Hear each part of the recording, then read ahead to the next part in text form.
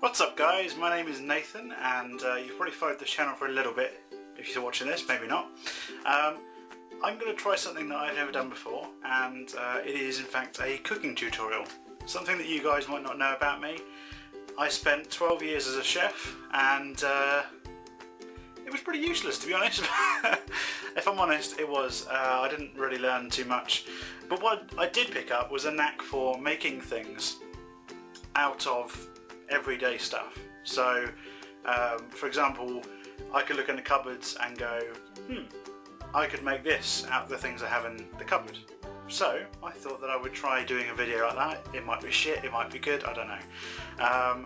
But today we're going to start off by trying to make a fish pie. Now you're probably looking at the ingredients and going, what the fuck? Right, there is potato wedges, Tesco's own potato wedges. We've got mixed vegetables again, Tesco's, it's just where I shop. I'm not advertising, it's just where I shop.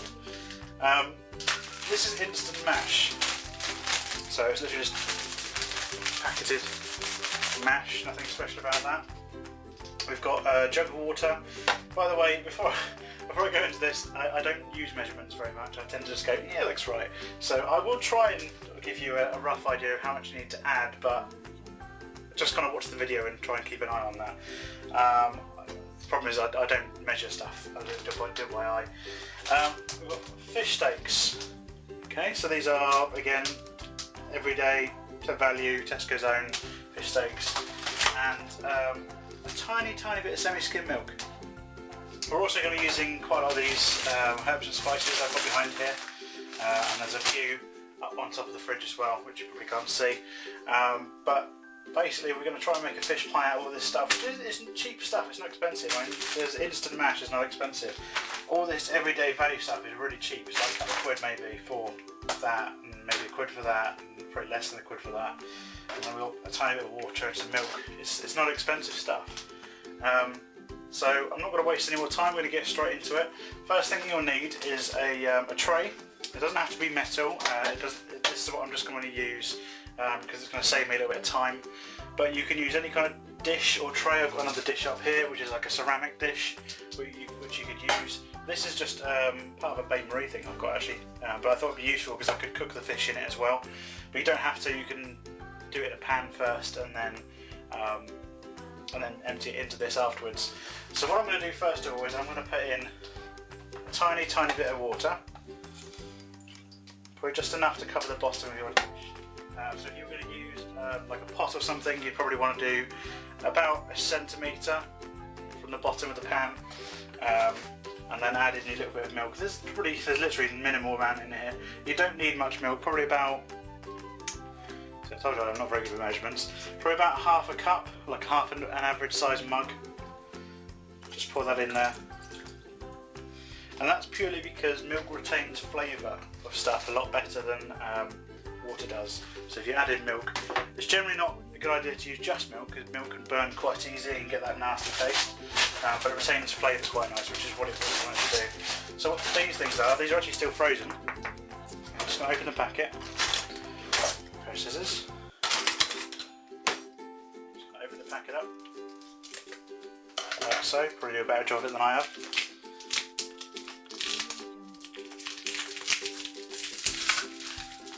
Empty probably 2 of these, maybe 3. And we got 2. So 2 of these. We can empty 2 of these. That's all we got. It's there. But that's okay. We're going to pad it out with the wedges and stuff anyway. So there's no problem.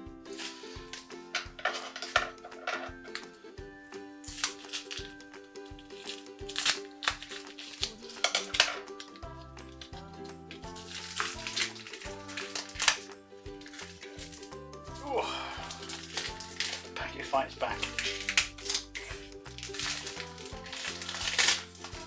Look at that.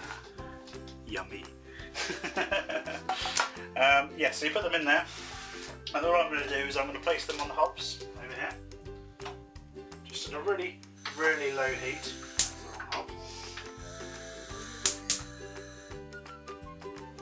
Just to keep them cooking. Okay. While that's doing, we're going to make up our mashed potato. Now obviously for this we're going to need water. So what I'm going to do is this, it's really easy.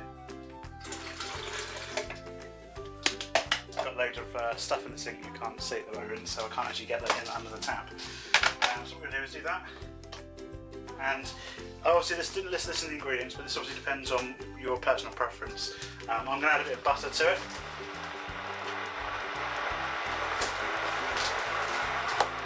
So a bit of butter there, we'll add that to it.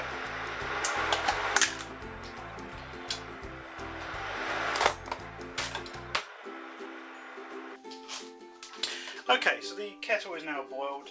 The fish over there is starting to kind of simmer nicely. What we're going to do is I'm going to use this pot because I don't have very many bowls, and it's something that's quite useful for you guys as well.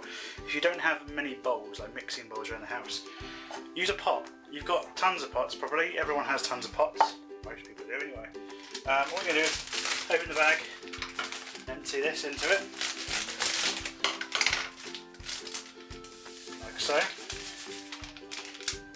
I've got the butter. You just need a good dollop of it. So if you get a decent length knife, what you want to do is get kind of about 3/4 of the way down, maybe a little bit more than 3/4 because it's a bit overhanging, and just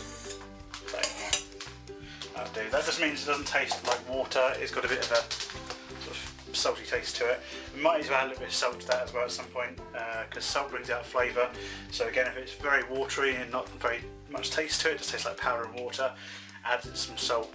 It's always useful, but hopefully the fish should flavour that anyway, because we're going to put that on top of the fish pie when it's done, and when it cooks that should hopefully add flavour to it as well. Let's put the butter away.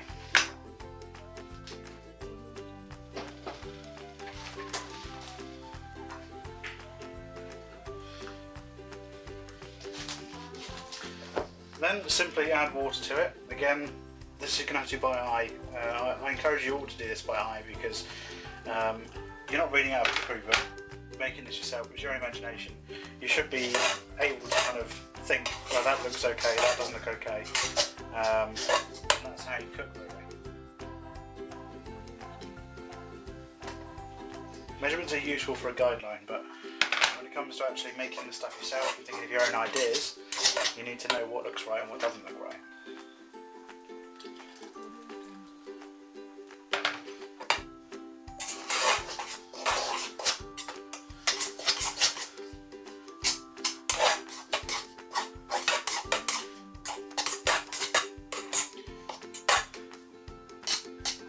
So you don't want this to be too sloppy, you want it to be reasonably thick, because obviously that's going to need to spread over the top of the sauce without it actually dropping into the sauce, because the mashed potato is going to be heavier than the sauce you made. Okay, so if you can see the consistency of that, it's kind of mashed potato-ish, it's not like runny water-ish. So that's perfect. Take a look at this.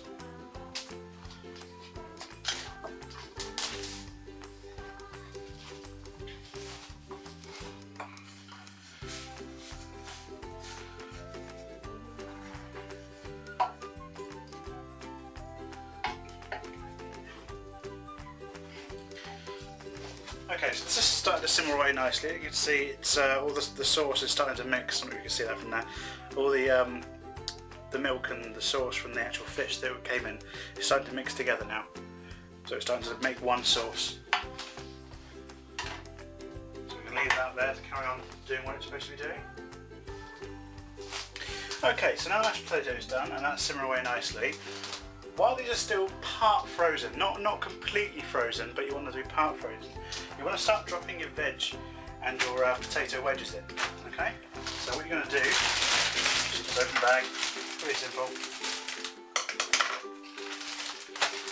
And you probably need about a couple of handfuls. So how many have we got there? 1, 2, 3, 4, 5, 6, 6. About 6 or 7 in there. Those. So another handful of those. Say 6 or 7 again. 1, 2, 3, 4, 5, 6, 7, 7. So drop those in. Okay. I'm actually going to add a little bit more water to that as well, just because the sauce is starting to thicken already. We don't want it to do that just yet. So we're going to add a little bit more water into it. There we go. Then we're going to do the same with the veg. We're probably going to do about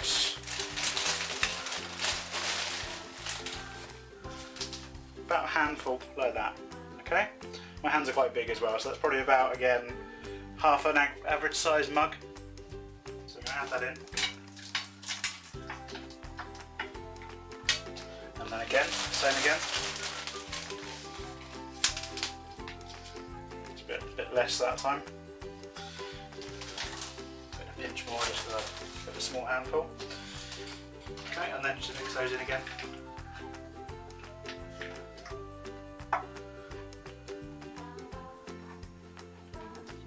Okay, so I'll show you what that looks like now. It's got all the wedges and the fish and the peas and stuff in there now. You can see that. Okay, what we wanted to do, we want to really cook that so that everything's properly cooked. Add a little bit more water. Okay, really that way because we are absolutely done with these. All we need now is one more ingredient.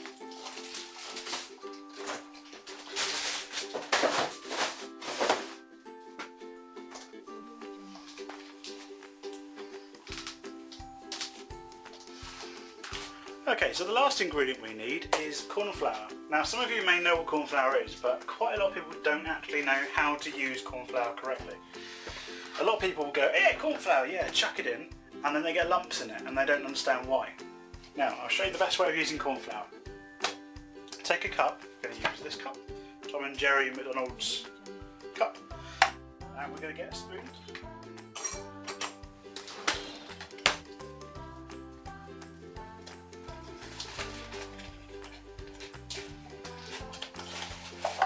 And you want quite a bit of this, so you probably want maybe a tiny spoonful, a lot bigger than that. God, we're going to do about 6 of these ones. The spoon is tiny. Okay, so I filled that up about a quarter of the way. I did away with the spoon in the end because it was just shite. So as you can see, it's about a quarter of the way.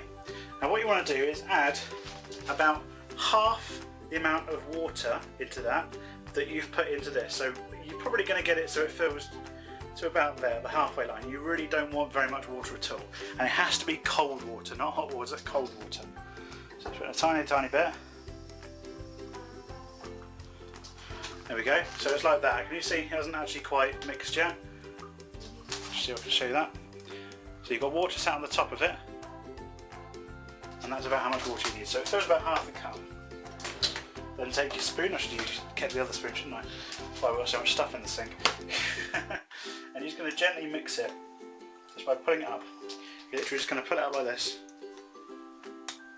from the bottom till you get down to the bottom, and gently mix it. And you'll notice there's a lot of resistance because corn flour has this magic quality where it can be liquid, but as soon as you put force on it, it turns into a solid. It's amazing.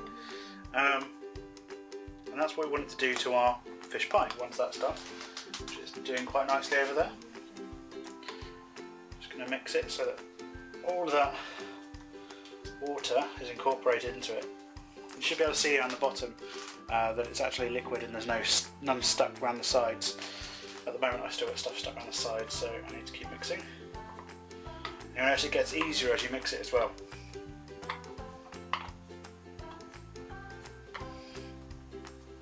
Okay. That's about done. So you should have like a white liquid that looks a bit like that. Okay, it's going to look a bit like milk, I suppose.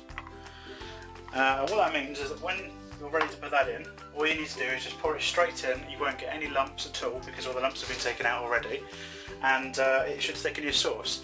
But I do recommend that you turn the temperature down of what you're cooking first, just so you don't get any lumps, because sometimes you still can.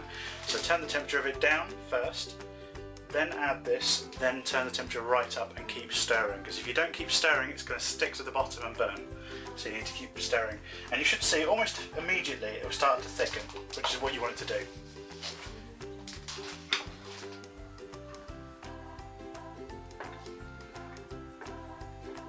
Okay, what I'm doing now is this is starting to actually cook properly.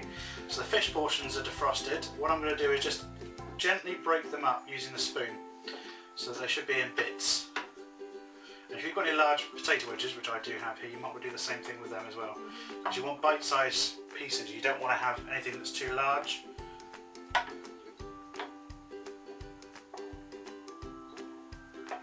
Okay.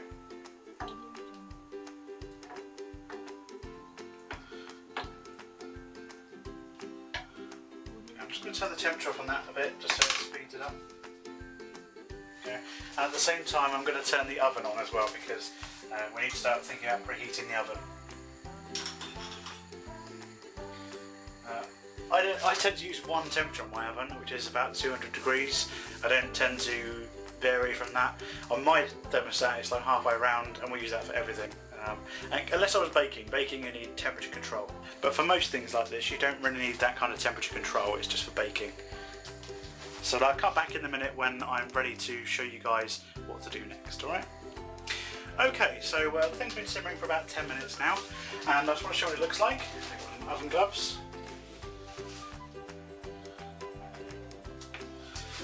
And as you can see, it's starting to look quite nice. Okay, so we are ready to add in the thickening sauce now. So I'm going to take it off the heat for a second, and then I'm just going to pour this in. Probably about half of it to begin with. Alright, about half of it to begin with. And then just add it back to the heat.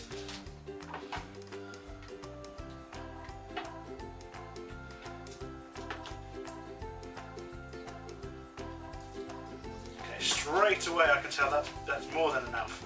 Definitely more than enough. Don't need to add any more of that to it.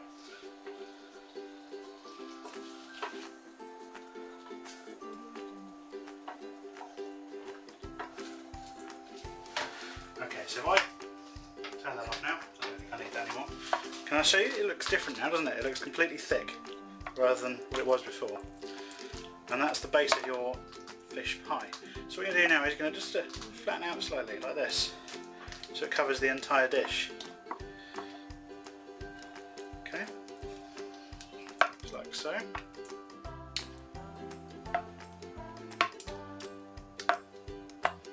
To evenly spread it. Okay, and that is basically fish pie.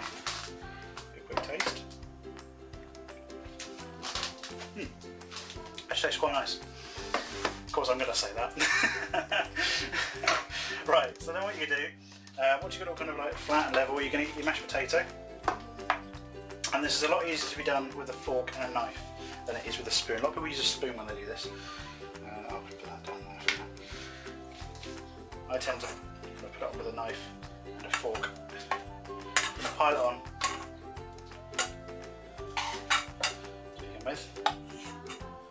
Like so. In a minute. Get yourself a fork, get your fork on. I'm just going to try and break up the big bits.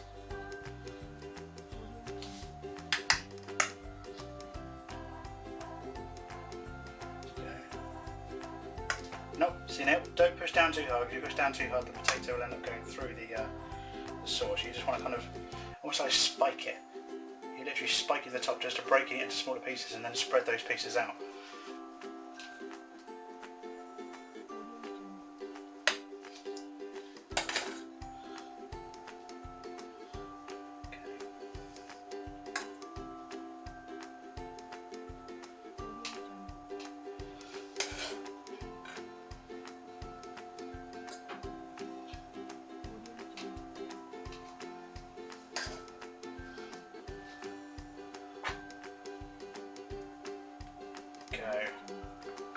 And that's about it. I don't need to do too much more to that.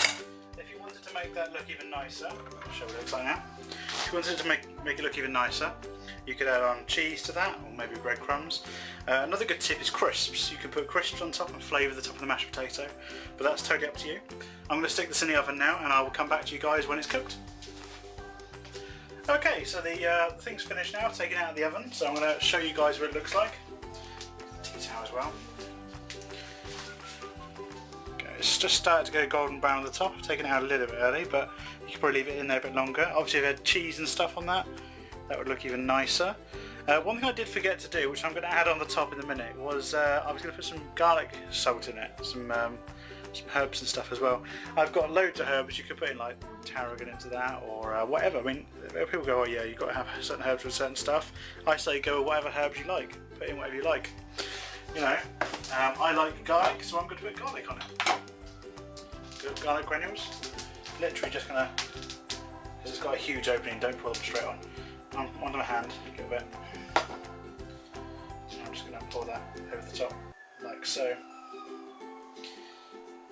and that gives it, you can smell that already, as soon as it hits the like hot top of the fish pie, you get that immediate smell of garlic. Okay, so that's that. And obviously you can have in any other things you like. You can put Tabasco on top if you wanted to, up to you. So there's only one thing left to do, and that is to try it. So I'm going to get some of this, show you. Look at that. That looks really, really nice. It's very, very hot, so I'm going to have to blow it in a minute. But you can see there's the carrots in there, there's a bit of fish just there as well. And the top's gone all crispy. That's well because we didn't let it go watery when we made the mashed potato, it stayed crispy, which is nice. So let's try this then. Trying to burn myself.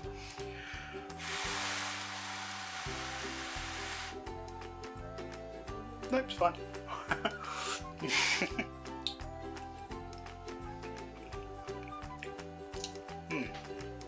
Yeah.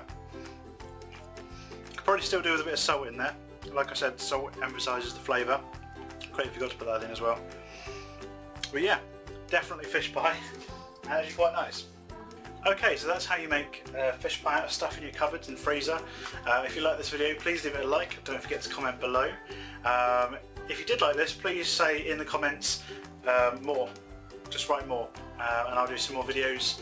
And I will catch you guys another time. Thanks for watching. Bye.